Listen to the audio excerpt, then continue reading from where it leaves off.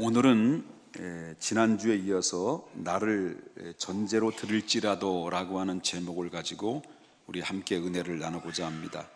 여러분, 기독교의 역사상 가장 위대한 신앙의 사람이라고 말한다면 아마 두말할 것 없이 바울이라고 얘기할 것입니다.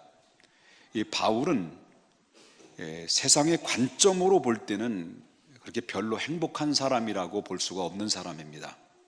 왜냐하면 그는 세상에서 제시하고 있는 행복의 조건을 갖추고 있다는 것에 대해서는 전혀 거리가 멀은 삶을 살았기 때문에 그렇다라고 하는 것입니다. 일반적인 관점에서 볼 때는 행복의 조건은 뭐라고 봅니까? 이렇게 얘기합니다. 부귀강령이라고 말합니다.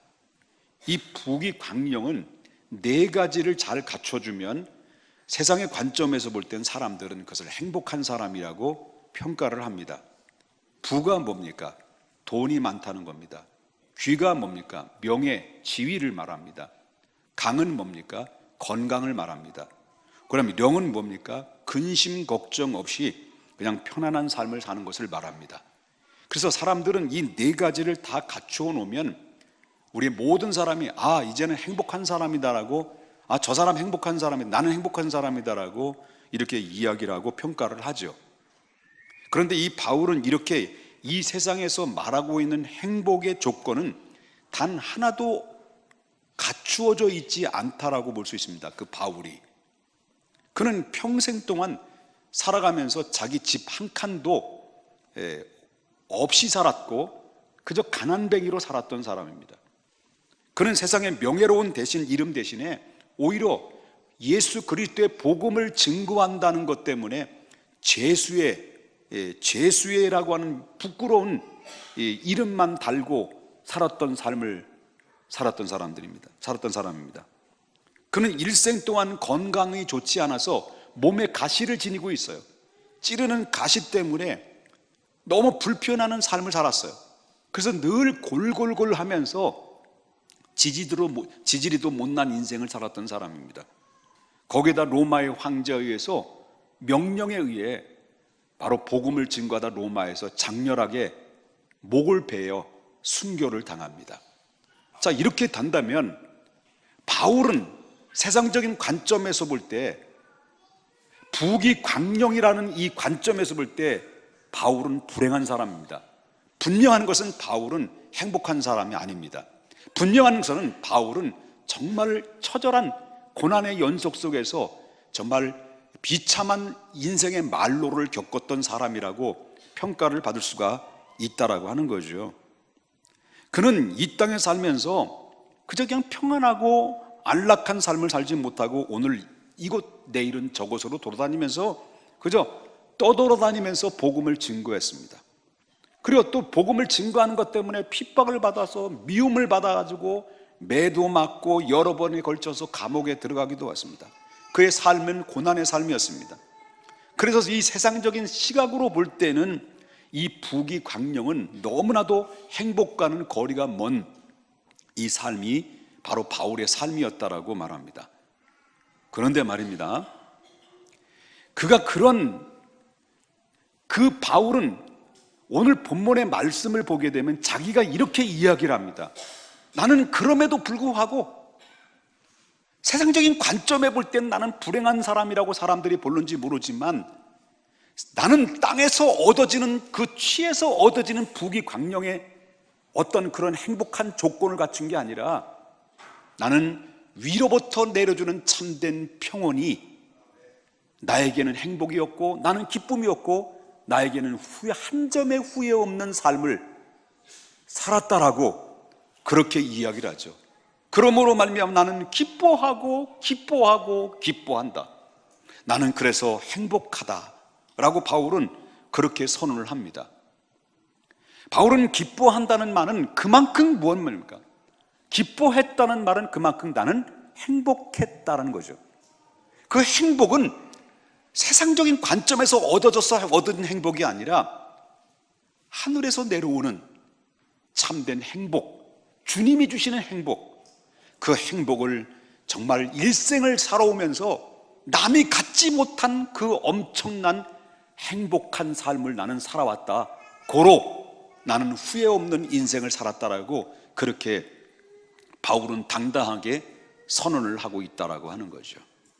그렇다면 무엇이 그를 그토록 기쁘게 했으며 무엇이 그토록 그런 어려운 환경에서도 불구하고 나는 행복한 사람이라고 선언할 수 있었단 말입니까? 17절을 보게 되면 거기서 어느 정도 해답을 얻을 수가 있는데요, 17절 중반절까지 한번 보겠습니다. 자, 보면 뭐라고 나와요? 만일 너의 믿음의 재물과 섬김 위에, 그 다음에 뭐라 그럽니까? 내가 나를 뭐로 드린다고요? 전제로 드릴지라도 나는 기뻐한다, 이런 얘기를 했어요. 그럼 여기서 너의 믿음의 재물과 섬김 위에 내가 나를 전제로 드린다는 이 전제라는 말이 뭘까요? 전제. 이 전제라는 말은 이 원어적인 그런 내용을 찾아보게 되면 바로 쏟아 붓는다는 거예요. 쏟아 붓는다는 거. 이게 전제, 쏟아 붓는다. 그러면 뭘 쏟아 붓는다는 거냐? 그럼 이 구약 시대에 하나님 앞에 제사를 드리는 제사의 법을 보면 알아요. 구약 시대는 하나님 앞에 제사를 드릴 때 5가지 제사를 드려요. 그 5가지 제사를 드리는데 그것이 바로 번제, 소제, 화목제, 속제제, 속건제.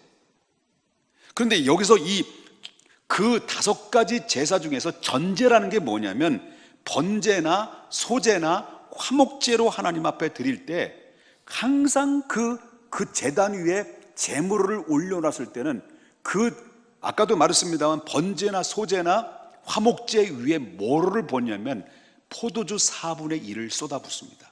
그리고 나서 하나님 앞에 제사를 드릴 때 그 제사가 온전히 제사로 드려지게 된다는 거죠. 그렇기 때문에 이 전제는 조금만 더 설명한다고 한다면 번제나 화목제를 이제 하나님 앞에 제사를 드린다 합시다. 그러면 제사장에게 짐승이 오잖아요. 양이든지 소든지 짐승이 오면 그 짐승을 잡아요. 제사장이 그 짐승을 잡으면 거기에서 뚝뚝뚝 떨어지는 피를 받아요. 피를 받으면 제단의 사방으로 제단에 뿌립니다. 제단에 뿌리고 나서 그 짐승을 각을 떠요. 내장을 다 끄집어놓고 다리 따고 다 각을 딱 떠서 그리고 나서 제단 위에 올려놓습니다. 제단 위에 올려놓으면 마지막 단계인데 그게 바로 뭐냐면 포도주 4분의 1을 들어봐요. 그리고 태워서 하나님 앞에 제사를 올려드립니다. 이게 바로 이 제사의 방법을 전제라고 얘기하는 겁니다. 그렇기 때문에 오늘 본문에 바울이 전제라는 말을 언급했던 것은 바로 뭐냐면 빌립보 교인들을 향해서 뭐라고 말하냐면 너의 믿음의 재물과 그 다음에 섬김 위에 내가 전제로 드릴지라도 나는 기뻐한다라는 이 말은 좀 쉽게 풀이해서 말한다고 한다면 이와 같습니다. 빌립보 교인들이 나의 사명으로 인하여 진정한 믿음과 섬김의 헌신자로 성숙될 수만 있다고 한다면 나는 내 자신을 다 쏟아붓는다 할지라도, 그리고 내가 내 자신을 너희들에서 다 쏟아봐 헌신하고 희생하고 땀 흘려서 그리고 내가 그로 인해서 죽는다 할지라도 나는 기뻐하고 또 기뻐할 수 있다. 기뻐한다는 말은 몇 번이나 강조해요? 두 구절에서? 네, 보여줘. 기뻐한다는 말은 몇 번이나 강조해요? 4번이나 강조. 짧은 구절에서 4번이에요. 바울은 지금 빌립보 교인들에게 지금 뭘 말하고 있습니까? 지금 빌립보 교회 안에는 지도자가 없어요. 왜 지도자가 없어요? 바울이 지금 어디에 있어요? 로마의 감옥에 들어있어요. 그 바울은 자기의 미래를 내다보니까 석방될 가능성이 없는 거예요. 가만히 보니까 자기가 이제 얼마 후에 순교할 수밖에 없는 상황에 이르게 됐다는 것을 이 암시적으로 그는 밝히고 있는 거예요. 얼마 후에 내가 복음을 증거하다가 마지막 찬란한 영광의 자리에 이를 때 나는 하나님 앞에 순교의 제물이 될 것이다라는 그 상황을 영감으로 알죠. 그래서 언급한 거예요. 내 관제, 다시 말한다면 이 전제가 될다 할지라도 나는 죽음을 두려워하지 않고 기쁨으로 난 죽음을 맞이할 수 있겠다. 왜? 너희들이 그만큼 믿음으로 성숙되어 있는 모습을 바라보면 난 죽음에 대해서 후회가 없다, 이런 얘기예요. 죽어도 좋다는 말입니다. 그렇기 때문에 죽어도 좋다는 말은 누구만이 할 수 있을까요? 난 죽어도 좋다. 누구만이 할 수 있을까요? 여러분 옆에 분 인사하십시다. 당신 죽어도 좋습니까? 아니요. 뭐 그렇게 얘기했죠. 저한테 물어보세요. 목사님 죽어도 좋습니까? 물어봐요. 그런 거 뭘 물어봐요, 물어보긴. 자, 나는 죽어도 좋다. 누구만이 알 수 있을까요? 자, 자신이 그토록 이루고 싶어하는 어떤 목적이 딱 성취됐을 때, 더 이상 넘지 않아도 될 만큼 다 완벽하게 정복하고 목적이 성취됐을 때, 그때 예를 들어서 고생 자식 키우고 시집장가 다 보내고 나서 이제 먹고 살 만한 그런 환경에 처해 있고 그저 단둘이 자기하고 나하고 정말 신혼 초에 신혼의 기쁨을 누리지 못했던 그 누림을 이제 당신과 나와 단둘이 신혼을 제2의 인생으로 살겠다는 생각을 가지고 있으면서 이런 모든 상황들이 다 이루고 난 다음에, 목적을 다 이루고 난 다음에 사람들이 원치도 않는 이야기를 하죠. 뭐라고 말합니까? 나는 이제 죽어도 뭐가 없다는 거예요? 여한이 없다. 왜 나는 이제 죽어도 여한이 없다라는 말을 할까요? 내가 목적이 성취되기 때문에, 내가 그토록 바라고 원하던 일들이 다 이루어졌기 때문에 나는 죽어도 여한이 없다라고 그런 얘기를 하는 거죠. 바울이 지금 그 얘기하고 있는 거예요. 바울의 인생의 목적은 오직 하나예요. 그가 하나님께로부터 부름받고 그전에는 예수를 핍박했던 사람이에요. 그리고 예수 믿는 사람들 다 잡아다가 감옥에 집어넣고 그리고 수없는 예수 그리스도를 믿는 지도자들을 죽인 사람이에요. 근데 부활하신 주님을 만나고 난 다음에 그의 인생의 목적이 달랐어요.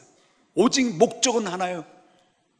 나를 이 문제 때문에 부르신 그 하나님의 거룩하신 뜻을 위해서 그 목적은 오직 은혜의 복음을 전파하는 겁니다.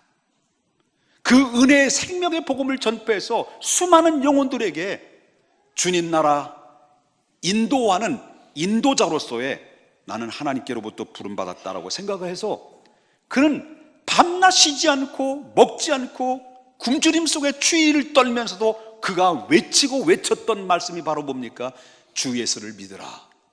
그리하면 너와 너의 집이 구원을 얻으리라는 이 복음의 메시지를 일생 동안 전한 사람이에요. 그래서 여러분 알다시피 그렇게 가고자 했던 아시아로 갔을 때 하나님이 막으셔서 이제 유럽으로 첫 발을 디뎠던 그 장소가 뭐냐면 빌립보라고 하는 장소죠. 유럽의 첫성 빌립보로 도착해서 그는 첫 번에 들어가서 복음을 증거하고 그는 빌립보 교회를 세운 거죠.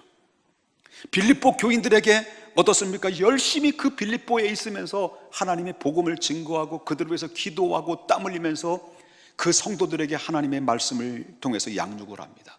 어느덧 세월이 1년, 2년, 5년 이게 지나다 보니까 하나님의 생명의 말씀이 그 신령 속에 파고 들어가니까 빌립보 교인들이 어느덧 그의 신앙이 17절에 나오는 말씀처럼 믿음이라고 하는 재물과 섬김이라는 이 재물이 하나님께 스스로 드릴 수 있을 만큼 성숙한 신앙으로 성장해 나가는 모습으로 바뀌고 있었다는 거죠.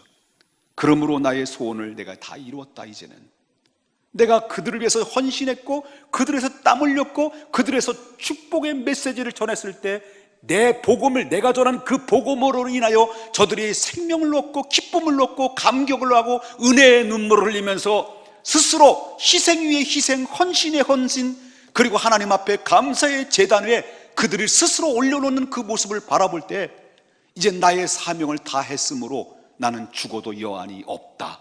그런 얘기죠. 여러분, 우리가 구역이라는 구역을 하나님이 맡겨주셨어요. 구역장을 맡겨주고 그 다음에 각 기관장을 맡겨주신 이유가 뭘까요?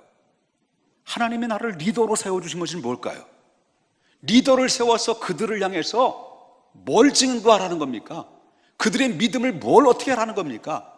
나를 리더로 세워주신 것은 그들을 영적인 사람으로 복음의 메시지를 전해서 그들의 믿음으로 성장시켜서 정말 나와 똑같은 믿음의 제자를 계속해서 배출을 하라고 하는 하나님의 메시지예요.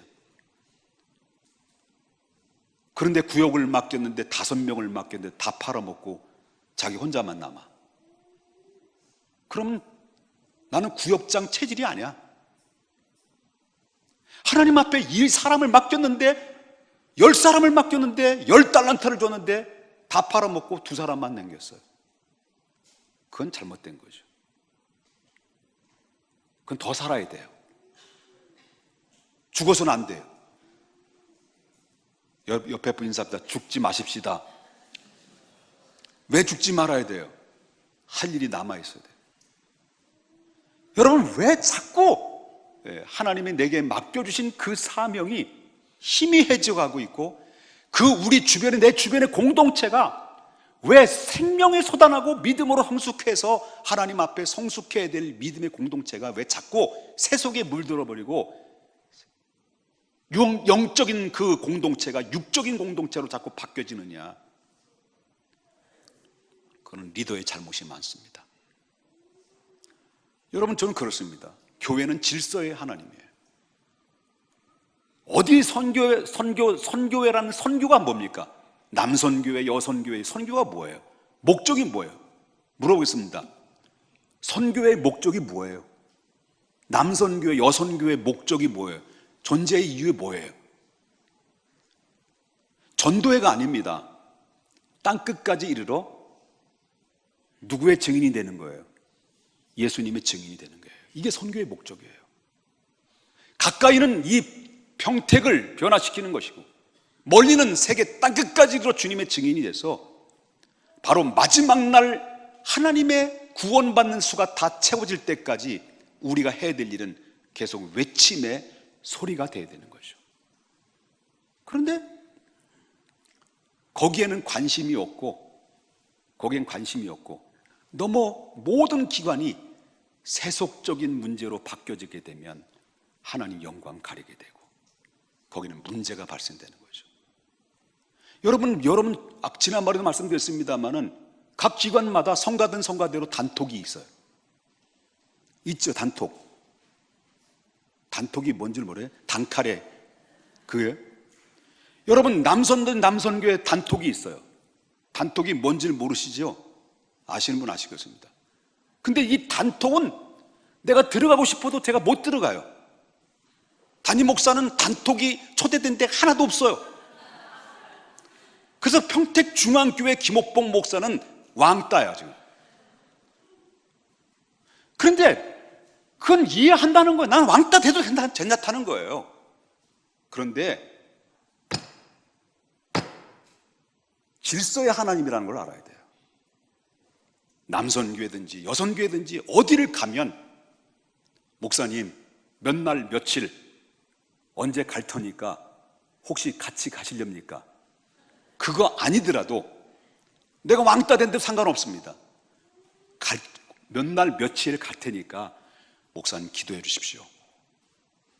이게 정상이에요. 전혀 몰라. 나는 왕따야. 근데 왕따인데 주님도 왕따일 것 같아. 안 돼요. 질서를 무너뜨리면 그거는 바로 하나님의 영광을 가리는 거예요. 그렇다고 해서 제가 뭐 대통령처럼 군림하는 거예요? 아니에요. 난 왕따예요. 어떻게 돌아가는지 절 몰라요. 밥 한 번 얻어먹기 힘들어요. 누군가가 나에게 밥 한 번 먹자는 사람 별로 없어요. 그런데도 불구하고 나는 행복해요. 왜? 주님이 저하고 밥 먹자고 그러시니까. 여러분, 사명자는요, 내가 다 이뤘다. 내가 너로 인하여 다 이루었다, 죽어도 좋다 라고 하는 이 말씀은 누구만이 할 수 있는 거예요? 그것은 하나님께로부터 받은 사명을 잘 감당한 사람만이 할 수 있는 말이에요. 그런 말하는 거예요. 그러므로 행복의 조건은 하나도 갖추지 않았음에서도 불구하고 그가 기뻐하고 행복할 수 있었던 것은 그에게 분명한 목표가 있었고, 그 목표를 위해서 그 사명으로 불태웠기 때문에, 그 사명 때문에 하나님 나를 불러주셨기 때문에 나는 그것으로 확신함으로 말미암아 살았습니다. 여러분은 묻습니다. 지금 죽어도 좋습니까? 죽음 예, 죄송합니다. 옆에 분 인사합시다. 당신 지금 죽어도 좋습니까? 지금 벌써 얼굴이 굳었어요. 그래서 우리는 지금 죽어도 좋아 라고 할 만큼 여러분 후회 없는 삶의 발자취를 남겨야 되는 거예요. 그러므로 행복한 사람이 누구입니까? 누가 행복한 사람입니까? 하나님이 나를 이 세상에 보내셨을 때 내가 이 땅에서 분명히 감당해야 될 사명이 있는 자, 보잘것없는 돌 하나도요, 보잘것없고 보잘것없는 돌 하나도 분명히 하나님의 뜻이 있고 목적에 쓰여지게 돼 있어요. 들의 백합화를 보십시오. 공중내는 사야를 보십시오. 전부 다 하나님이 입히시고 먹이시고 살리시고 거기에 선한 목적을 통해서 하나님의 영광을 드러나는데, 우리는 어떻습니까? 돌의 가치보다 비교될 수 없는 존재, 들의 백합화보다도 비교될 수 없는 거룩한 존재, 또한 날아다니는 새들보다도 존귀한, 새들보다 비교할 수 없는 존귀한 존재. 우리는 무엇입니까? 하나님의 형상을 입은 만물의 영장으로 입은 우리들이 아닙니까? 여러분, 돌 하나도 하나님이 분명히 목적이 있어서 쓰임받는데 하물며 돌의 가치보다 고귀하게 비교될 수 없는 하나님의 만물의 영장이 나를 이 땅에 보내신 이유는, 나를 아무 이유 없이 나를 이 땅에 보내셨을까? 그건 아니라는 거죠. 그래서 나는 왜 이렇게 초라한 인생으로 살게 됐을까? 나는 왜 이렇게 지질이 못난 가난에 마치 흙수저도 입에 물지 못할 만큼, 지질이 궁상 떨 만큼 가난한 삶으로 내가 살아갈 이유가 뭘까? 나는 내 인생이 왜 이렇게 꼬이는 인생으로 살아갈까? 내가 하는 일들이 내 마음대로 왜 안 될까? 왜 많은 사람이 나를 외면할까? 그런 순간순간 들을 때마다 우리는 항상 기억해야 됩니다. 남들이 나를 무시한다 하더라도 절대로 여러분 스스로를 무시해서는 안 되는 겁니다. 나를 무시하지 말라는 거예요. 여러분 알다시피 송명희 시인이라는 분이 있습니다. 송명희 시인은 보잘것없이 깨지기 쉬운 질그릇에 불과한 사람이었습니다. 이 시인은 태어날 때부터 깨진 질그릇이에요. 왜 그러냐면 의사의 부주의로 그의 출산할 때 집게로 뇌를 건드렸어요. 그래서 손해가 다친 거예요. 손해. 그러니까 그 이후로 울지도 못하고 누울 수도 없고 몸을 가누지도 못해서 어렸을 때부터 이미 내성마비로 그 인생을 출발해요. 집안은 너무 가난해요. 내성마비로 태어난 이 아이는 아무것도 해낼 게 없어요. 스스로 할 게 없는 거예요. 거기다 아버지는 몸이 약하고, 약한 몸에다 거기다 뭡니까? 알코올 중독이 돼가지고 술과 그리고 담배와 과로의 병에 시달리고 있고요. 엄마는 거기 신경 써가지고 젖을 물릴 수가 없어요. 너무 약해가지고. 그래서 결국 어떻습니까? 쌀가루를 끓여서 억지로 그의 입에다 떠먹이면서 그 송명희 시인은 어렸을 때 그렇게 내성마비로 성장했어요. 그래서 결국 송명희 시인은 10살 때 이후에 10대가 돼서 그는 어떻습니까? 아무것도 해주지 못하는 아버지 하나님, 당신이 엄마가 믿는 아버지 하나님, 나는 믿질 못하겠다. 정말 하나님이 살아계시면 나를 이렇게 만들 수 있겠습니까? 엄마, 나는 왜 이렇게 나를 이렇게 만들었습니까? 왜 이 모양으로 만들었습니까? 여러분 10대 아이들 친구들을 보게 되면 교복 입고 학교도 가고 있는데 나는 친구들이 어울리도 못하고 혼자 외로이 몸을 가누리지 못하고 손은 손대로 따로 놀고 입은 입대로 따로 놀고 눈은 눈대로 따로 돌아가고 발은 발대로 따로 돌아가고 외롭고 힘들고 춥고 고통스럽고 그렇게 하나님이 없다고 부인하며 원망하며 노래를 했어요. 부모님께 왜 나를 이렇게 낳았어요? 왜 나를 이렇게 낳았어요? 왜 나를 이 모양으로 만들었어요? 라고 가슴을 치고 엄마의 못질 엄마의 가슴에 대못을 지르고 이렇게 말도 했어요. 살아있는 것이 죽는 것보다 더 고통스러웠다고 얘기합니다. 그렇게 괴로운 극에 달았을 때 여러분, 이 송명희 씨는 17살 때 그녀는 드디어 그렇게 무시하고 따돌렸던 하나님을 향해서 다시 목청을 듣고 하나님께 구합니다. 하나님, 당신이 살아계시다면 내가 주님 당신을 만나고 싶습니다. 제발 나를 좀 도와주십시오. 숨 막혀 살 수 없습니다. 차라리 나를 데려가든지. 그때 그 송명희 시인에게 하나님이 빛으로 다가왔어요. 그리고 주님을 받아들입니다. 그리고 십자가의 의미를 깨닫고 그 곁에 계시는 하나님의 사랑을 받아들이기 시작합니다. 그리고 그 이후로부터 송명희 시인은 4년 동안 하루에 5시간 동안 5시간 하나님 앞에 기도하죠. 그리고 4년 동안 30차례의 성경을 통독하는데, 기도하고 성경을 통독하는 그 현장에 하나님의 빛으로 그에게 머리 위에 비춰지고, 그리고 가슴으로 스며들어요. 그리고 성령의 은혜를 깨달아요. 그리고 체험해요. 그리고 눈물과, 그래서 결국 어떻습니까? 빛이 임함으로 말미암아 원망의 노래가 감사로, 슬픔의 노래가 눈물이 기쁨의 노래로.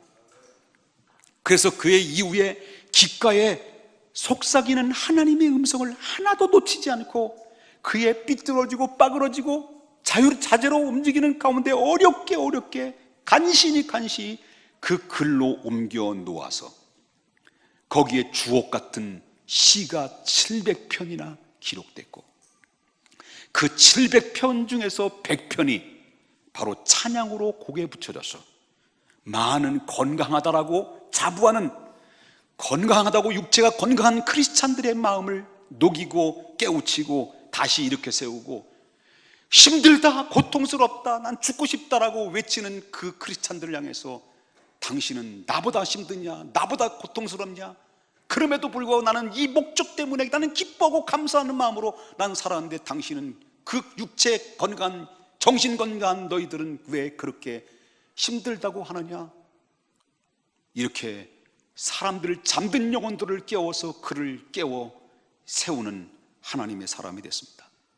그래서 그 대표적인, 여러분, 그가 만든 곡 중에서 똑바로 보고 싶어요, 그리고 나 가진 재물 없으나, 그리고 쓴 잔 같은 주옥 같은 찬양을 통해서 우리 모든 사람들의 마음속에 심금을 울리고 잠든 영혼을 깨우는 일에 그는 하나님 앞에 쓰임받고 있는데, 우리는 그보다도 건강하고, 우리는 그보다도 더 많은 것을 가졌고, 우리는 그보다 똑바로 볼 수 있고 똑바로 움직일 수 있는 이런 건강한 몸을 지녔음에서도 불구하고 나는 왜 이 모양이냐, 나는 왜 이렇게 태어났냐, 내 신세는 왜 이렇게 험난한 신세로 난 살아갈 수밖에 없는 이유가 뭐냐 라고 한탄해서는 안 된다라고 하는 거죠.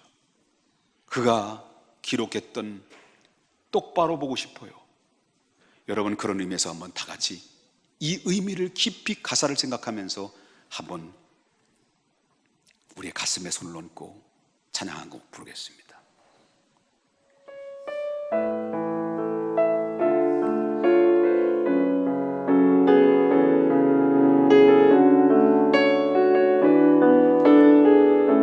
똑바로 보고 싶어요.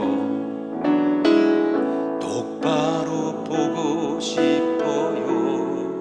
주님, 온전한 눈짓으로. 아멘.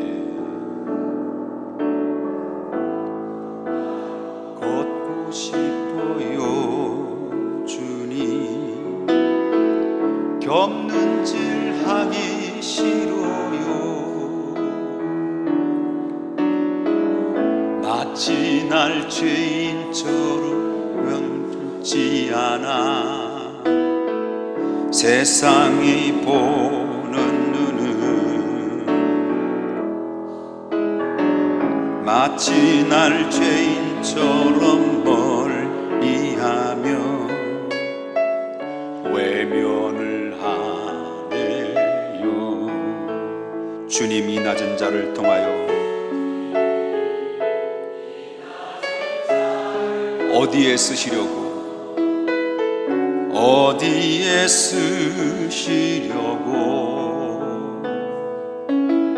이렇게 초라한 모습으로 만들어 놓으셨나요? 당신께 드릴 것을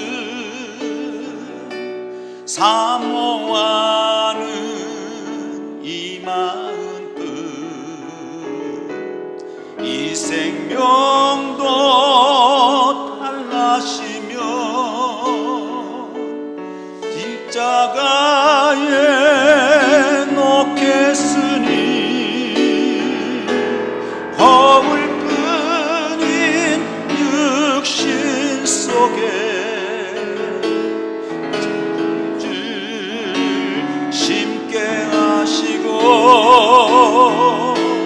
가시뿐인 세상 속에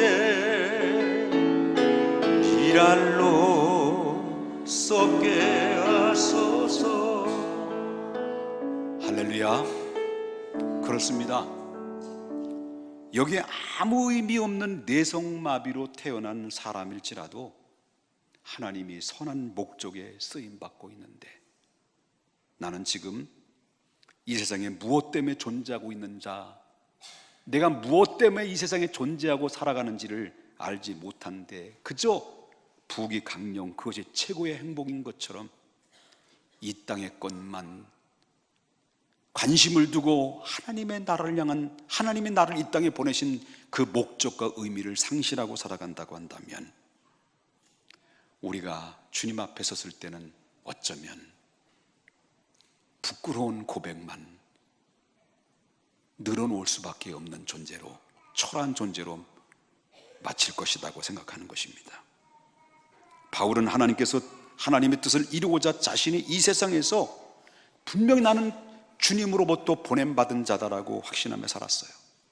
그래서 자신은 하나님의 역사에 유익한 존재임을 확신하게 살았고, 그런 까닭에 그의 삶에 많은 고난이 있었고 어려움이 있었어요.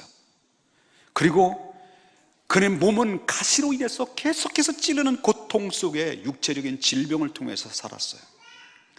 그러면서 그 육체적인 질병이 자신이 교만하지 않기 위해서 쳐서 복종하며 하나님 앞에 순종하며 살았습니다. 그런 가운데, 그런 어려운 가운데서도 불구하고 바울은 실망하지 않았고 오히려 하나님 앞에 기뻐했어요. 여러분, 우리가 이 땅에 사는 삶의 이유는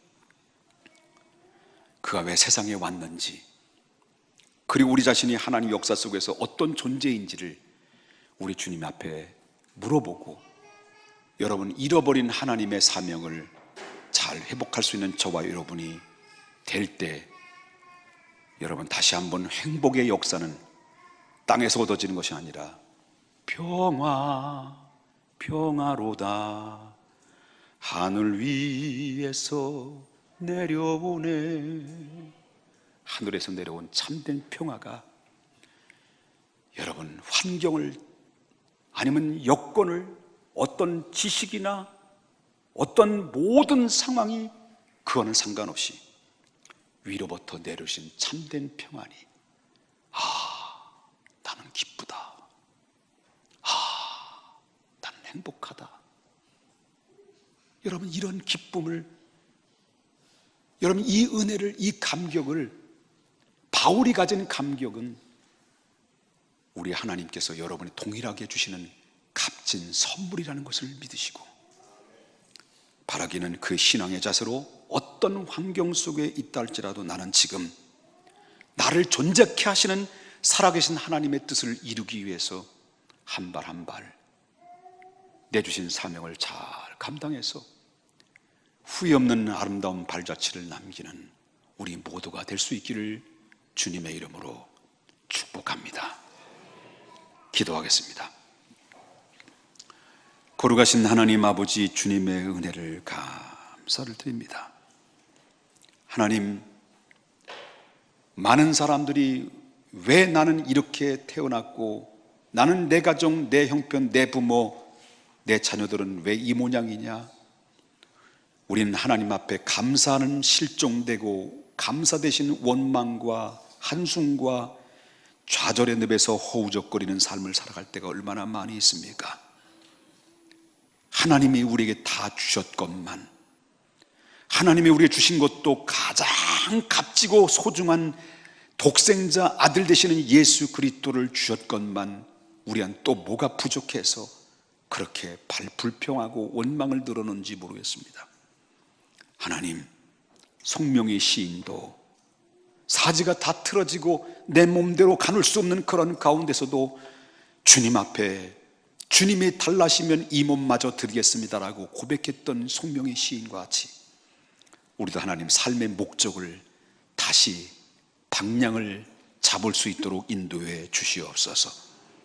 그래서 하나님, 없어도 있어도 가졌어도 건강해도 건강하지 못해도 좋은 환경이든 나쁜 환경이든 머리가 좋든 나쁘든 부모를 잘 만났든 못 만났든 하나님 주님 모신 곳이 그 어디나 하늘나라가 될 수 있는, 나는 행복한 자로다라고 고백할 수 있는 하나님의 사람들이 다 될 수 있도록 인도해 주시옵소서. 하나님 아버지 앞에 빈몸으로 오지 않았습니다. 거룩한 산제사로 드리기 위해서 찾아온 하나님의 사람들, 이 시간 하나님 앞에 거룩한 예물을 봉헌하여 올려드립니다.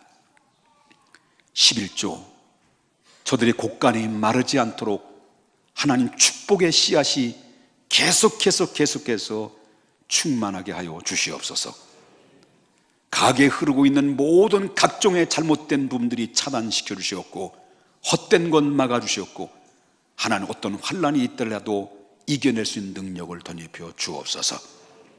물질 때문에 곤고함 당하지 않도록 하나님의 많은 물질의 축복을 주시되 그 물질을 가지고 교만하지 않고 누리지 않게 해주시고 하나님 영광을 위해서 값지게 쓰임받을 수 있는 축복의 물질이 부여한 자들 될 수 있도록 인도해 주옵소서. 하나님 거룩한 목적을 놓고 일천번제를 드렸으며 선교의 예물을 드렸으며 감사의 조건으로 하나님 앞에 올려드린 그 예물의 가지가지마다 하나님 마음으로 믿음으로 표현되는 저들의 소원들이 하나님 기억해 주셔서 구별된 축복의 문으로 열어주시옵소서. 하나님, 자녀들이 주 안에서 잘 형통하게 해주시고 무엇이든지 하나님 아버지 잘 풀려지고, 그리고 세계의 민족의 뛰어난 하나님의 사람들로 하나님 우뚝 세워질 수 있도록 축복하여 주시옵소서. 하나님, 자녀가 아픈 자들이 있습니까? 마음이 아프고 몸이 아프고 그리고 하나님 영적으로 괴로워하는 자들이 있습니까? 이 시간 나사렛 예수의 이름으로 명령하노니 모든 아픔은 나사렛 예수의 이름으로 떠나갈지어다. 진리의 영이 충만케 하여 주시옵소서. 그리스도 예수님의 거룩하신 이름으로 축복하며 기도 올리옵나이다. 아멘.